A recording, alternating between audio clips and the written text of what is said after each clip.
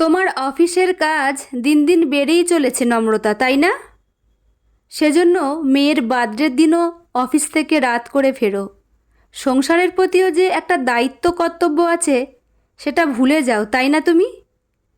অনিন্দ, দেখো, না বুঝে শুধু শুধু এত সিন ক্রিয়েট করো না। ভালো লাগে না একদম। সিন ক্রিয়েট কি আমি এমনি এমনি করছি নম্রতা? মেয়েটা আমাদের আজ 12তে পা দিল। কত গেস্ট এসেছিলেন আজ বার্থডে পার্টিতে, শুধু তুমিই ছিলে না। কত মন খারাপ নিয়ে মেয়েটা কেক কাটলো, সেটা আমি খেয়াল করেছিলাম। তাছাড়া গেস্টরাও সবাই জিজ্ঞেস করছিলেন যে তুমি কোথায়। তাই তা কি বললে তুমি তোমার গেস্টদের? কি আবার বলবো, বললাম অফিসে ব্যস্ত আছে কাজে। অনেকেই বাঁকা হাসি হাসলেন সেটা শুনে। আর সেটাই স্বাভাবিক। ওরা যে কি ভাবলেন কে জানে। বুঝতে পারছি। তোমার আসলে জ্বালাটা ওখানেই হচ্ছে, কারণ তোমার প্রিয় গেস্টরা আমার সম্পর্কে অনেক কিছুই ভেবেছেন। আর কাছের মানুষদের খুশির চেয়ে বাইরের লোকেরা কি ভাবলো সেটাই বেশি ইম্পর্টেন্ট তোমার কাছে সারা জীবন। সেজন্যই রিয়্যাক্ট করছো এইভাবে। দেখো নম্রতা, বিষয়টাকে অন্যদিকে ঘোরাবার চেষ্টা করো না। তাছাড়া শুধু আজ বলে না, গত 1 মাস ধরেই তোমার অফিস থেকে বাড়ি ফিরতে ফিরতে রাত 9:30-10টা বাজছে। এর কারণ কি? শোনো, আমি ভীষণ ক্লান্ত। তোমার এত অবান্তর প্রশ্নের জবাবদিহি করতে পারবো না এখন। আমি ফ্রেশ হতে যাচ্ছি, বাই। নম্রতা ফ্রেশ হয়ে শিল্পার ঘরে এলো। শিল্পা নিজের মনে ছবি আঁকছিল। বিছানার পাশের টেবিলটায় রঙিন চকচকে কাগজে মোড়া গিফটগুলো রাখা ছিল। নম্রতা এসেই পিছন থেকে শিল্পার চোখ দুটো চেপে ধরল 2 হাতে। কে এসেছে? মাম্মাম? হ্যাঁ রে মা, তোর মাম্মাম এসেছে। শিল্পার চোখের ওপর থেকে হাত দুটো সরিয়ে নিল নম্রতা। তুমি আজ কেক কাটার সময় ছিলে না কেন? জানো, সবার সাথে আমি কত ছবি তুললাম, শুধু তোমার সাথে ছাড়া। আমি কথাই বলবো না তোমার সাথে। অভিমানে মুখ ফিরিয়ে নিল শিল্পা। শিল্পা মা, তোমার মাম্মাম কত ব্যস্ত মানুষ তুমি তো জানো, তাই না? লক্ষ্মী মেয়েরা এইভাবে রাগ করে? হ্যাঁ, দেখো তো কি এনেছি আমি তোমার জন্য। শিল্পা ফিরে তাকাতেই নম্রতা তার হাতে তুলে দিল তার পছন্দের চকলেট বিস্কুট আর একটা গল্পের বই। গল্পের বই পড়তে বড্ড ভালোবাসে শিল্পা, তাই গল্পের বই হাতে পেয়েই সে জড়িয়ে ধরল মাম্মামকে। আই লাভ ইউ মাম্মাম বলেই সে নম্রতার গালে আদর মাখানো চুম্বন এঁকে দিল। নম্রতা মেয়েকে বুকে টেনে নিয়ে বলল, আজ তোর বার্থডে পার্টিতে থাকতে পারিনি তো কি হয়েছে? কাল তুই আর আমি সিনেমা দেখতে যাব, কেমন? আজকাল নম্রতার আচরণে বেশ অসঙ্গতি লক্ষ্য করছে অনিন্দ। গত 1 মাস ধরে অনিন্দকে কেমন অ্যাভয়েড করছে নম্রতা। দরকার ছাড়া কথাবার্তা বলে না বিশেষ, এমনকি অনিন্দর সাথে এক বিছানায় শোয়েন না পর্যন্ত।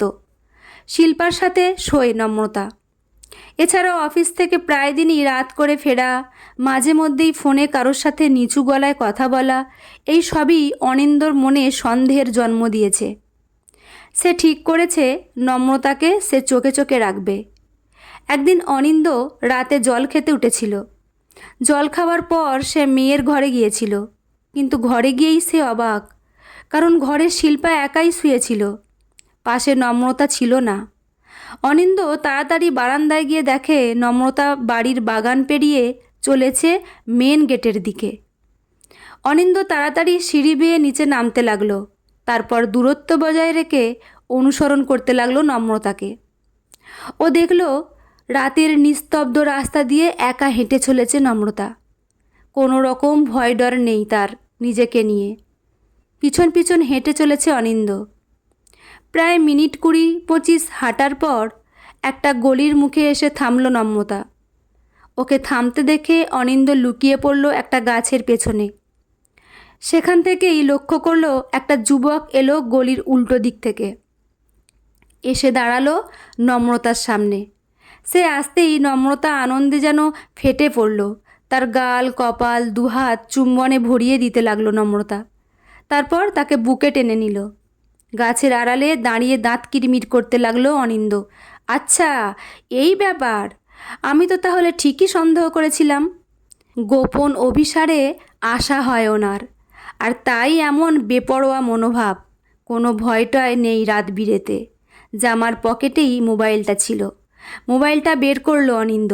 মোবাইলে সে দেখল 12:05 বাজছে। মোবাইলের ক্যামেরাটা অন করেই নম্রতা আর সেই ছেলেটির ছবি তুলে নিল সে, বেশ কয়েকটা।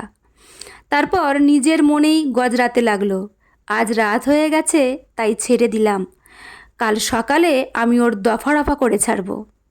এরপর একটা গোলাপ ফুলের তোড়া দিল নম্রতা ছেলেটিকে। উফ, প্রেমিককে আবার গোলাপের তোড়া দেয়া হচ্ছে। আঁচলে লুকিয়ে যে ফুলের তোড়া এনেছিল তা তো খেয়াল করিনি। তলে তলে এত। এরপর অনিন্দ দেখল ছেলেটির হাত ধরে হাঁটছে নম্রতা। অনিন্দ ওদের ফলো করতে লাগলো। দেখল ওরা দুজন একটা অনুষ্ঠান বাড়িতে উঠল। অনুষ্ঠান বাড়িটা আলো দিয়ে সাজানো ছিল। আর সহ্য করতে পারল না অনিন্দ। রাগে গজগজ করতে করতে বাড়ি ফিরে গেল সে। পরের দিন সকালেই শুরু হলো তুলকালাম।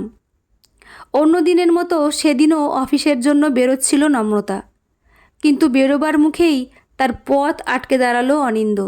বিরক্ত নম্রতা বলল, পথ ছাড়ো, আমার অফিসে যেতে দেরি হয়ে যাচ্ছে। তুমি কাজে যাও না ফুর্তি করতে যাও সেটা জানতে আমার বাকি নেই। জাস্ট শাট আপ অনিন্দ। আমাদের একটা 12 বছরের মেয়ে আছে বাড়িতে, ভুলে যেও না। মুখের ভাষা ঠিক করো। না, আমি ভুলিনি যে আমার ঘরে মেয়ে আছে, কিন্তু তুমি, তোমার সে খেয়াল আছে? যদি থাকতো তবে মেয়েটাকে একা বিছানায় রেখে পরপুরুষের সাথে ফষ্টি নষ্টি করতে যেতে না রাত বিরেতে। অনিন্দ রায়ের স্ত্রী হয়ে কিনা তুমি, ছি ছি। ডোন্ট ক্রস ইওর লিমিট অনিন্দ, চেঁচিয়ে উঠল নম্রতা। যা মুখে আসছে তাই বলে যাচ্ছ? তোমার সাহস কিভাবে হয় আমার চরিত্রের দিকে আঙুল তোলার? অনিন্দ নম্রতার হাত ধরে টেনে নিয়ে চলল তাদের বেডরুমে। তারপর ঘরের দরজা বন্ধ করে দিয়েই মোবাইলটা বের করে গ্যালারি খুলল। তারপর মোবাইলটা নম্রতার হাতে গুঁজে দিয়ে বলল, মেয়ে আছে বলে বাইরে সিন ক্রিয়েট করলাম না, আর ঘরে নিয়ে এলাম তোমায়। এবার বলো তো এগুলো কি? তোমার লজ্জা করে না একটা হাঁটুর বয়সী ছেলের সাথে? ছি ছি। নম্রতা ছবিগুলো দেখে আর সবটা শুনে অট্ট হাসিতে ফেটে পড়ল। সেই সাথে দু চোখ দিয়ে গড়িয়ে পড়ল জল। আজকাল একেবারে দোকান কাটা হয়ে গেছো না তুমি? লজ্জা সরম কোনো কিছুরই বালাই নেই না? অনিন্দ, ছেলেটার নাম অনুরাগ। আগে শুনেছ নামটা কোথাও? নামটা শুনে হঠাৎ বাকরুদ্ধ হয়ে গেল অনিন্দ। কাঁধে ঝোলানো ব্যাগটা থেকে দুটো ছবি বের করল নম্রতা। তারপর অনিন্দর হাতে দিয়ে বলল, দেখো তো এই দুজনকে মেলাতে পারো কি না। অনিন্দ ছবি দুটো নিয়ে পাথরের মূর্তির মতো দাঁড়িয়ে রইল। একটা ছবিতে দেখা যাচ্ছে এক শিশুপুত্র, আর অন্য ছবিতে দেখা যাচ্ছে অনুরাগকে। নম্রতা চোখের জল মুখে শ্লেষের হাসি হেসে বলল, আজ থেকে 20 বছর আগের ঘটনার কথা মনে পড়ে তোমার অনিন্দ? আমরা দুজনেই কলেজে পড়তাম তখন। তুমি ছিলে আমার সিনিয়র। আমি পড়ি সেকেন্ড ইয়ারে, তুমি থার্ড ইয়ারে। আমাদের প্রেমটা দিন দিন এতটাই গাঢ় হয়ে উঠেছিল যে গঙ্গার পাড় থেকে পৌঁছে গিয়েছিল বিছানায়। আমি সন্তান সম্ভবা হয়ে পড়লাম। তুমি বললে বাচ্চা নষ্ট করে দিতে, কারণ একটাই, লোকে কি বলবে। কিন্তু আমি রাজি হইনি। আমার কোল আলো করে জন্ম নিল পুত্র সন্তান। তুমি আর আমি তার নাম রাখলাম অনুরাগ। কিন্তু আবার সেই লোকে কি ভাববের কারণ দেখিয়ে তুমি আমায় বাধ্য করালে ওকে অনাথ আশ্রমে রেখে আসতে। নইলে নাকি আমার সাথে তোমার বিয়ে দিতে রাজি হবেন না তোমার বাবা মা। সেদিন 20 বছরের কলেজ পড়ুয়া ছিলাম। বয়স অল্প ছিল, তাই বুদ্ধি অভিজ্ঞতা সবটাই কম ছিল।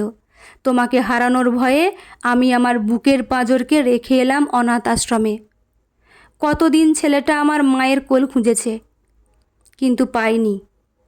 মা বাবা বেঁচে থাকতেও ওকে অনাথ পরিচয়ে বাঁচতে হয়েছে দিনের পর দিন। কারণ লোকে কি বলবে। কান্নায় গলা বুজে আসে নম্রতার। নিজেকে সামলে নিয়ে সে বলল, তাতেও সইল না তোমার। বিয়ের পর আমি প্রায়ই আশ্রমে যেতাম আমার প্রথম সন্তানকে দেখতে। সেটা ভালো দেখায় না মনে হলো তোমার, কারণ এতে নাকি লোকে সন্দেহ করতে পারে। তাই আশ্রমের কিছু লোককে হাত করে ওকে সরিয়ে দিলে অনেক দূরের এক আশ্রমে। তখন অনুরাগের 3 বছর বয়স। এদিকে আমায় বাড়ি এসে বললে অনুরাগ নাকি আশ্রম থেকে বেরিয়ে পড়েছে খেলতে খেলতে, কখন কেউ খেয়াল করেনি। তারপর থেকেই অনুরাগকে আর খুঁজে পাওয়া যাচ্ছে না। আমি সেদিনই ছুটলাম আশ্রমে, কিন্তু তোমার কাছে ঘুষ খেয়ে ওরাও একই কথা বলল। আমি তোমায় বললাম পুলিশে খবর দাও, তুমি বললে পুলিশকে নাকি অলরেডি সব জানানো হয়ে গেছে, ওরা খুঁজছে অনুরাগকে। নম্রতা, তুমি এটাই ভাবছো তো যে সত্যিটা 17টা বছর ধরে আমার কাছ থেকে গোপন রেখেছো তুমি? সেটা আমি কিভাবে জানলাম? অনিন্দ, কলেজে আমার এক বান্ধবী ছিল, ক্যামেলিয়া, ওর কথা মনে আছে তোমার? ওর মেয়ে দিশা পুলিশ অফিসার হয়েছে আজ। ওর মেয়ের কাছে একদিন সবটা খুলে বলেছিলাম আমি। শুনেই দিশা অবাক, বলল 17 বছর ধরে তোমার ছেলেকে পুলিশ খুঁজেই চলেছে? কি বলছো তুমি আন্টি? দাঁড়াও, আমি দেখব ব্যাপারটা। তারপর দিশাই তদন্ত করে সব সত্যিটা খুঁজে বের করেছে। কলকাতার অনাথ আশ্রম থেকে উত্তরবঙ্গের একটা আশ্রমে পাঠিয়ে দিয়েছিলে তুমি ওকে, যাতে আমি আর ওর সন্ধান না পাই। ভেবেছিলে আমি সবটা ভুলে যাব সময়ের সাথে, তাই না? আর এই সত্যিটা আমি জানতে পেরেছি বলেই গত 1 মাস ধরে তোমায় যথাসম্ভব এড়িয়ে চলি। তোমায় দেখলেই ঘেন্নায় গা গুলিয়ে ওঠে আমার। একজন বাবা কিভাবে এত নিচে নামতে পারে শুধু সমাজের কটা লোকের কথায়? জানো অনিন্দ, আমার অনুরাগ সবটা শুনে প্রথমে ভীষণ অভিমান করেছিল আমার ওপর, আর সেটাই তো স্বাভাবিক। অনেক কষ্টে ওর অভিমান ভাঙিয়েছি আমি। আমার অনুরাগ এবার থেকে আমার কাছেই থাকবে। এতদিন ওকে ছাড়া বড্ড কষ্টে থেকেছি, কিন্তু আর নয়। আর আজকের দিনের তারিখটা মনে আছে তোমার অনিন্দ? আজ 24শে জুলাই। আজ থেকে 21 বছর আগে আমার অনুরাগ এসেছিল আমার কোলে। শিল্পা জন্মের পর থেকে কত আদর যত্ন বিলাসিতায় বড় হয়েছে, অথচ আমার আরেক সন্তান, তার এত বছরের জন্মদিনে সামান্য পায়েসটুকু করেও আমি খাওয়াতে পারিনি। তাই ভাবলাম রাত 12টায় ওকে উইশ করি, আর সেই মতোই আয়োজন করেছিলাম। ভাড়া করেছিলাম অনুষ্ঠান বাড়ি। সেখানে গেস্ট হিসেবে এসেছিল শুধু ক্যামেলিয়া আর দিশা। কেকও আনা হয়েছিল ওখানে। আমার অনুরাগটা বড্ড লাল গোলাপ ভালোবাসে জানো, তাই ভাবলাম জন্মদিনের দিন। চোখ মুছে নম্রতা বলল, আর তুমি কি নাচ্ছি? আই অ্যাম এক্সট্রিমলি সরি নম্রতা, লজ্জিত মুখে অনিন্দ বলল। তুমি আজ রাগারাগি করছিলে না অনিন্দ, আমি অফিস থেকে রাত করে ফিরি বলে? কারণটা জানতে চেয়েছো কখনো? চাওনি। আসলে যেদিন থেকে আমি খোঁজ পেয়েছি ওর, অফিস থেকে ফেরার পরেই আমি চলে যেতাম ওর কাছে। প্রাণ ভরে আদর করতাম ওকে, ওর পছন্দের রান্না করে খাওয়াতাম, গল্প করতাম। তবে আর আমার অফিস থেকে ফিরতে দেরি হবে না দেখো, কারণ আজকেই আমি আমার শিল্পাকে নিয়ে এই বাড়ি ছেড়ে চলে যাব। আমি, অনুরাগ আর শিল্পা আজ থেকে একসাথে থাকব। এসব কি বলছো তুমি নম্রতা? শিল্পা সব জানে? হ্যাঁ গো, তোমার মনে আছে শিল্পার বার্থডের পরের দিন আমি ওকে নিয়ে বেরিয়েছিলাম? তুমি জানতে আমরা সিনেমা দেখতে যাচ্ছি, কিন্তু আমি শিল্পাকে ওর দাদা ভাইয়ের কাছে নিয়ে গিয়েছিলাম। জানো, শিল্পাও তার বড় দাদাকে খুব ভালোবাসে, আর অনুরাগও বাসে তার বোনকে। তাই আজ থেকে আমরা 3 জন একসাথে থাকব, একই বাড়িতে। যে বাড়িতে আমার সন্তানের ঠাঁই হয় না, শুধু সমাজের চোখ রাঙানির ভয়ে সেই বাড়িতে যে আমার থাকা সাজে না। আমরা চললাম, তুমি থেকো লোকেদের বলা কথা নিয়ে। একদিন তোমার বয়স হবে, একাকী হয়ে যাবে তুমি। সেদিন কিন্তু তোমার আপনজনেরাই তোমার পাশে থাকবে, নিন্দে মন্দ করা লোকেরা নয়।